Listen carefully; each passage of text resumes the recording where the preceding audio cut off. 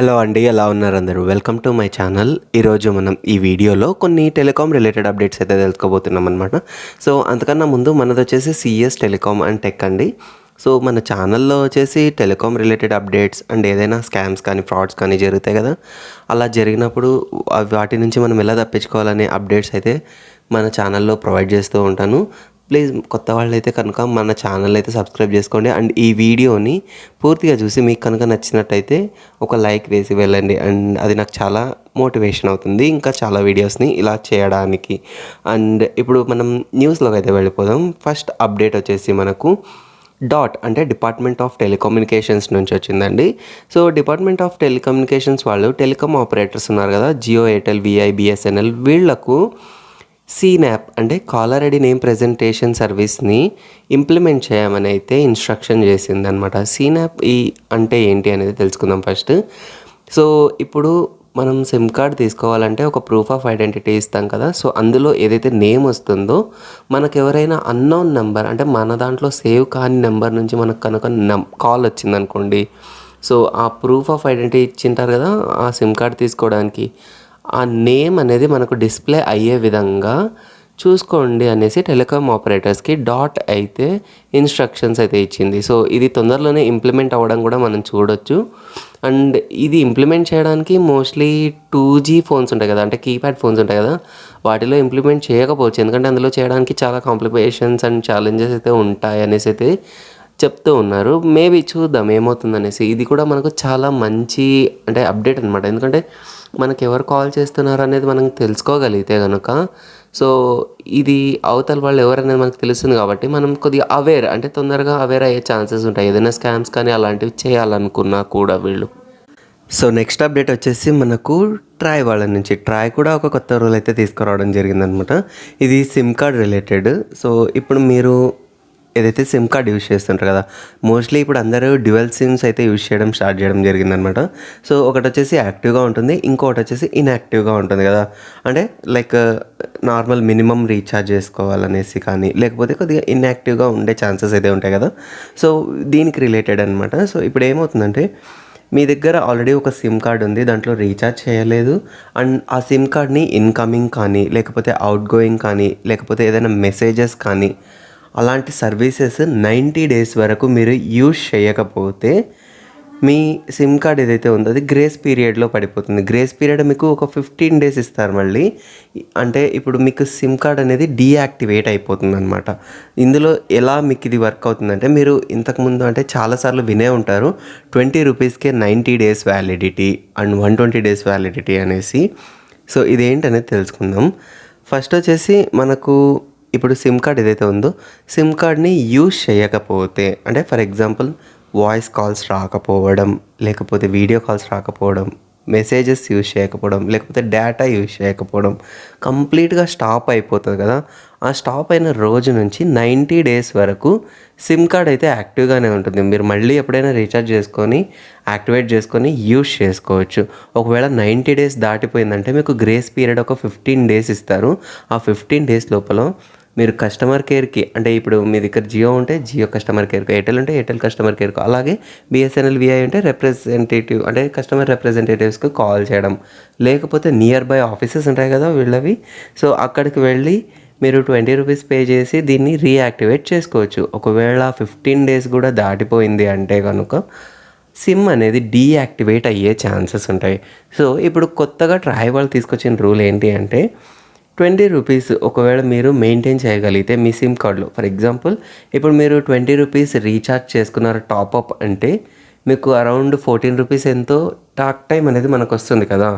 So ఆ talk టైంని ఇక్కడ రిఫర్ చేస్తున్నారు అనమాట. 20 రూపీస్ అంటే మనం ఇచ్చే 20 రూపీస్ కాదు, సిమ్ కార్డ్లో ఉండే టాక్ టైం ఎంత ఉంది అనేసి. సో ఇప్పుడు 90 డేస్ అయిపోయాయి అనుకోండి, ఆ 90 డేస్ అయిపోయిన తర్వాత మీ సిమ్ కార్డ్లో ఆల్రెడీ 20 రూపీస్ కన్నా ఎక్కువ టాక్ టైం ఉంటే, టాక్ టైం ఇక్కడ నేను చెప్తున్నా వత్తి మళ్ళీ, ఎందుకంటే మీరు 20 రూపీస్ రీఛార్జ్ చేస్తే 14 రూపీస్ మాత్రమే వస్తుంది. సో ఇది కన్సిడర్ అవ్వదు. ఓన్లీ 20 రూపీస్ టాక్ టైం ఉంటే మాత్రమే మీకు సిమ్ కార్డ్లో 30 డేస్ ఎక్స్ట్రా వ్యాలిడిటీ వస్తుంది. ఎలా అంటే ఇప్పుడు ఆ 20 రూపీస్ డిడక్ట్ అయిపోతాయన్నమాట. అంటే కట్ చేసేసుకుంటారు. కట్ చేసుకొని మనకు ఇంకొక 1 మంత్ అనేది ఎక్స్ట్రా ఇస్తారనమాట. సో ఆ 1 మంత్ లోపల మీరు రీఛార్జ్ చేసుకున్నారంటే నార్మల్గా యాజ్ యూజువల్గా సిమ్ కార్డ్ మళ్ళీ యాక్టివేట్ అవుతుంది. లేదు 1 మంత్ తర్వాత కూడా మీరు మళ్ళీ యూజ్ చేయలేదంటే మళ్ళీ గ్రేస్ పీరియడ్లోకి వెళ్తుంది అండ్ సేమ్ ప్రాసెస్ అనేది రిపీట్ అవుతుంది. సో ఇది వచ్చేసి కొత్త అప్డేట్ అనమాట. ఎందుకంటే ఇప్పుడు ఇంతకుముందు కొన్నిసార్లు ఏంటంటే 30 డేస్ 60 డేస్ ఇలా మధ్యలో కట్ అయిపోయాయి.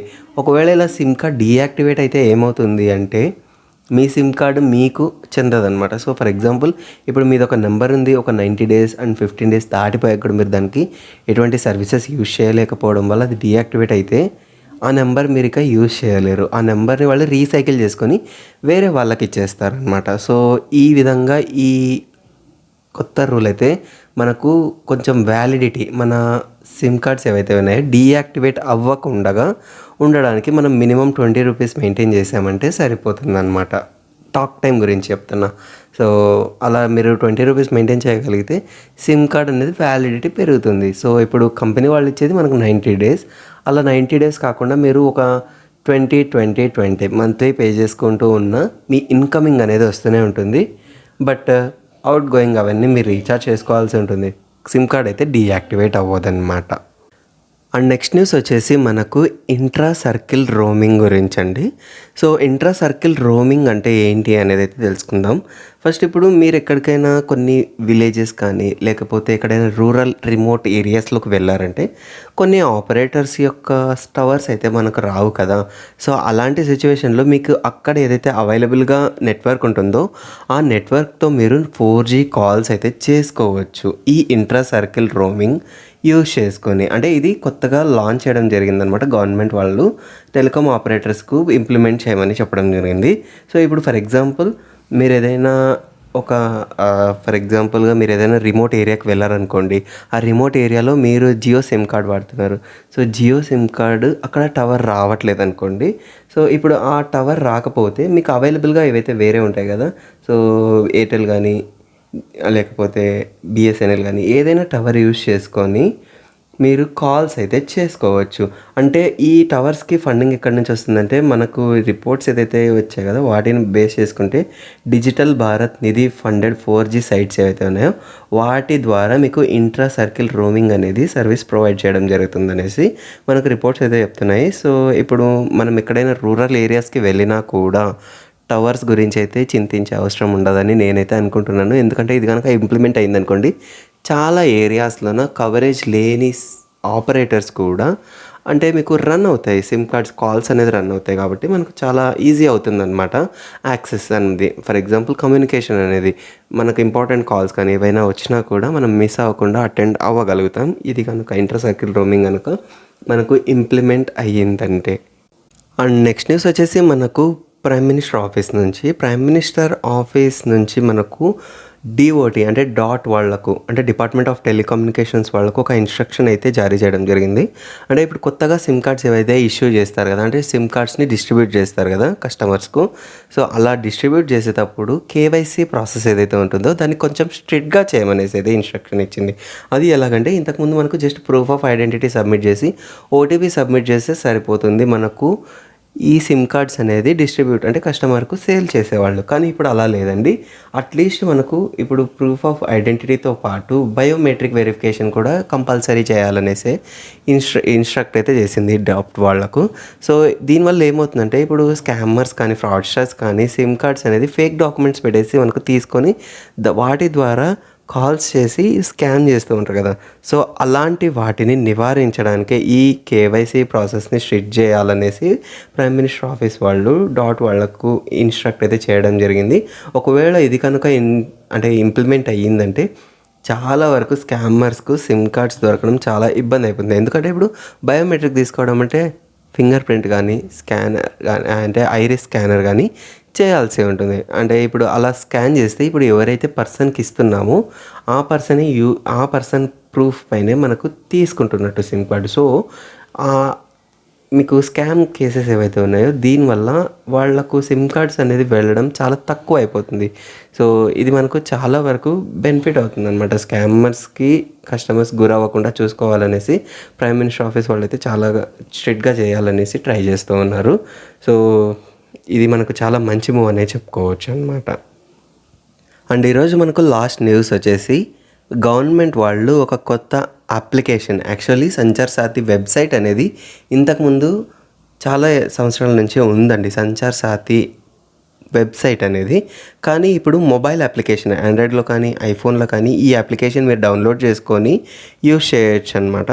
సో ఈ గవర్నమెంట్ వాళ్ళు దీన్ని ఎందుకు తీసుకురావడం జరిగింది, ఈ అప్లికేషన్ యొక్క యూజ్ ఏంటి అనేది అయితే ఇప్పుడు తెలుసుకోబోతున్నాం. సో ఇప్పుడు గవర్నమెంట్ వాళ్ళు ఫ్రాడ్స్ జరుగుతుంటాయి, స్కామ్స్ జరుగుతుంటాయి కదా, ఇలాంటి వాటిని నివారించడానికి, అంటే రిపోర్ట్ చేయడానికి, నివారించడానికి, ఏదైనా కంప్లైంట్స్ తీసుకోవడానికి ఈ యాప్ని అయితే లాంచ్ చేయడం జరిగింది. ఇది చాలా మంచిగా ఉండే, ఎందుకంటే ఇలాంటి కస్టమర్స్, యూజర్స్ ఎవరైతే ఉన్నారో, అంటే మనమే యూజర్స్, మన చేతిలోనే ఒక వెపన్ పెడుతున్నట్టు. అంటే ఇప్పుడు మనకు ఏదైతే కాల్స్ వస్తాయి కదా, స్కామ్ కాల్స్ కానీ ఫ్రాడ్ కాల్స్ కానీ, వాటిని రిపోర్ట్ చేయొచ్చు. అండ్ అంటే వాటిపైన యాక్షన్ తీసుకోవడానికి మనం లీగల్గా అంటే ప్రాసెస్ని గవర్నమెంట్కి అయితే అందజేయచ్చు అనమాట. ఇన్ఫర్మేషన్ ఏం జరుగుతుంది, మనకి ఏం జరిగింది అనేది కంప్లీట్ ఇన్ఫర్మేషన్ అక్కడ రిపోర్ట్ చేయొచ్చు. సో ఈ అప్లికేషన్ ఉండడం వల్ల చాలామందికి రిపోర్ట్ చేయడం వల్ల, ఆ నెంబర్స్ ఏవైతే ఉంటాయి కదా, రిపోర్ట్స్ చేయడం వల్ల సో ఇలాంటి కేసెస్ అనేది చాలా వరకు తగ్గే ఛాన్సెస్ ఉంటాయి. సో ఈ యాప్ లాంచ్ చేయడం అయితే ఖచ్చితంగా చాలా ఇంపార్టెంట్ అండి, కస్టమర్స్కి రావడం అనమాట. ఇది ఎవరు లాంచ్ చేశారంటే మన యూనియన్ మినిస్టర్ ఉన్నారు కదా, జ్యోతిర్మయ్ సింధియా గారు, వాళ్ళు సంచార్ సాథీ మొబైల్ అప్లికేషన్ని లాంచ్ చేయడం జరిగింది. ఇది చాలా యూజర్ ఫ్రెండ్లీగా ఉంటుందన్నమాట. దీంట్లో కొన్ని ఫీచర్స్ గురించి కూడా తెలుసుకుందాం. సో ఫస్ట్ ఫీచర్ వచ్చేసి మనకు చెక్షు అనేసి ఒక ఫీచర్ ఉంటుంది. ఇందులోన మీరు సస్పెక్టెడ్ ఫ్రాడ్ కానీ స్కామ్ కానీ జరుగుతుందంటే వీటిని రిపోర్ట్ చేసేందుకు ఈ చెక్షు అనే సర్వీస్, అంటే ఈ ఆప్షన్ అయితే మనం యూజ్ చేసుకోవచ్చు అనమాట. ఫర్ ఎగ్జాంపుల్ ఇప్పుడు మీకు ఒక కాల్ వచ్చింది, అది మీకు ఒక సస్పెక్షన్, అంటే మీకు ఒక డౌట్ వచ్చింది అది స్కామ్ కాల్ అయ్యి ఉండొచ్చు అనేసి. సో దాన్ని మీరు ఇక్కడ రిపోర్ట్ చేయొచ్చు అనమాట, చక్షు అనే ఒక ఫీచర్ని యూజ్ చేసి. సో ఇది కాకుండా నెక్స్ట్ ఫీచర్ ఏంటి ఉంటుందంటే, మీరు ఒకవేళ ఫోన్ కానీ పోగొట్టుకున్నారనుకోండి, లేదు దొంగలించబడింది అనుకోండి, సో అలాంటి టైంలో ఈ అప్లికేషన్ నుంచే మీ మొబైల్ ఫోన్ని బ్లాక్ చేసుకోవచ్చు అండ్ ట్రాక్ కూడా చేసుకోవచ్చు అనేసి అయితే చెప్తూ ఉన్నారు. సో ఇది యూజ్ చేయండి, మీకు కూడా ఒక ఐడియా వస్తుంది అనమాట. అండ్ ఇప్పుడు నో యువర్ మొబైల్ కనెక్షన్స్ అనేసి, అంటే మీ నెంబర్ పైన, అంటే మీ పేరు పైన ఎన్ని నెంబర్స్ ఉన్నాయి అనేది కూడా ఇందులో నుంచి తెలుసుకోవచ్చు. ఫర్ ఎగ్జాంపుల్ ఇప్పుడు నాకు తెలిసి ఒక 2 నెంబర్లు తీసుకున్నాను అనుకోండి, అలా కాకుండా ఇంకా నా పేరు పైన ఇంకా మల్టిపుల్గా నెంబర్స్ అనేవి ఉంటే కనుక వాటిని మనం రిపోర్ట్ చేసి వాటిపైన ప్రాపర్ యాక్షన్ తీసుకోవడానికి ఇక్కడ నుంచి ఆప్షన్ అయితే ఉంటుంది ఈ mobile Sanchar Saathi app use చేసి. అండ్ దీని తర్వాత మీ మొబైల్ యొక్క జెన్యూన్నెస్, అంటే ఇప్పుడు మీ మొబైల్లోన IMEI అని ఒకటి ఉంటుంది, దాని ఇంటర్నేషనల్ మొబైల్ ఎక్విప్మెంట్ ఐడెంటిటీ అనమాట. ఒక్కో ఫోన్కి యూనిక్గా ఒక్క నెంబర్ మాత్రమే ఇస్తారు. సో అంటే ఒక్క నెంబర్ అంటే డ్యువల్ సిమ్ ఉంటే 2 నెంబర్లు ఇస్తారు. సో ఆ నెంబర్స్ యూజ్ చేసి మీ ఫోన్ ఎప్పుడు తీసుకుంది, ఎప్పుడు అన్లాక్ అయింది, అన్లాక్ అంటే ఎప్పుడు సిమ్ కార్డ్ వేసి దీన్ని యూజ్ చేయడం జరిగింది, అండ్ ఇది ఎన్ని రోజుల నుంచి ఈ మొబైల్ కానీ యాక్టివ్గా ఉంది అనే డీటెయిల్స్ కూడా మీరు ఈ mobile application Sanchar Saathi mobile app ఉంది కదా, దీని నుంచి తెలుసుకోవచ్చు అనమాట. ఇది కాకుండా ఇంకా లాస్ట్కి ఒక అప్డేట్ కూడా ఉంది దీని గురించే, సంచార్ సాథీ యాప్ గురించి. సో ఇందులోన మీకు ఇంకొక ఆప్షన్ కూడా ఉంటుంది అనమాట. ఫర్ ఎగ్జాంపుల్ మీకు చాలాసార్లు, అంటే నాకు కూడా చాలాసార్లు కాల్స్ వచ్చాయన్నమాట ఇంటర్నేషనల్ నెంబర్స్ నుంచి, అంటే 92 ఉండేది, 345 ఉండేది, ఇంకా మనకు చాలా ఇంటర్నేషనల్ నెంబర్స్ అయితే కాల్స్ వస్తూనే ఉంటాయి.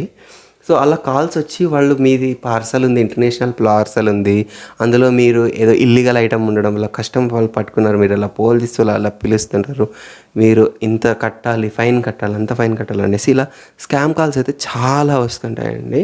నాకు కూడా ఈ మధ్య చాలా ఎక్కువైంది కాల్స్ ఫ్రీక్వెన్సీ అనేది ఇలాంటి రిలేటెడ్గా.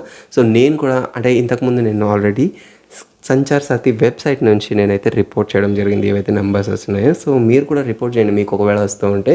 సో ఇప్పుడు ఇంకా ఈజీ అయిపోయింది, ఎందుకంటే మనకు సంచార్ సాథీ మొబైల్ అప్లికేషన్ అయితే వచ్చేసింది కదా.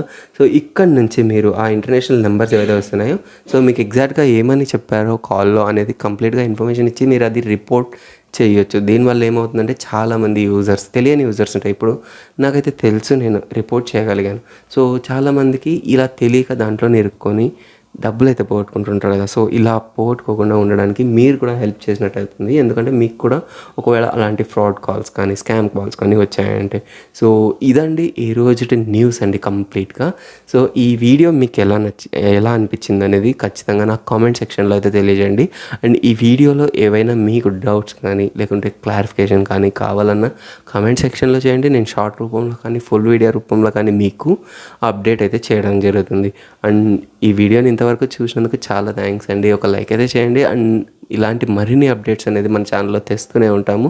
సో సబ్స్క్రైబ్ చేసుకోండి. అండ్ మీరు సబ్స్క్రైబ్ చేసుకున్నారంటే నాకు చాలా హెల్ప్ అవుతుంది, మోటివేషన్ అవుతుంది. అండ్ థ్యాంక్స్ అండి. Thanks for watching. I will see you next time.